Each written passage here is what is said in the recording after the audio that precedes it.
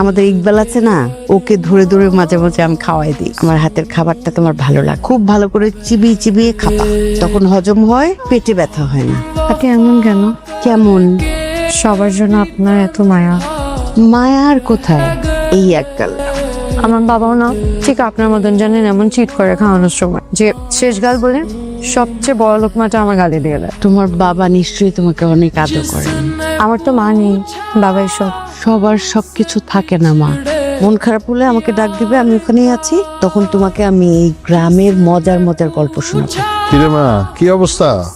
বাবা জানো, এই বাড়িতে না তোমার মতন আরেকজন আছে যার উপর কোনো কিছুতেই রাগ করে থাকা যায় না, উল্টো রাগ কমে যায়। আরে বাবা, এ তো দেখছি আমার কম্পিটিটর বেরিয়ে গেছে। হ্যাঁ, এখনো আমার উপরে রাগ? আমি একজন বাদে কারোর উপর রাগ নেই নানু।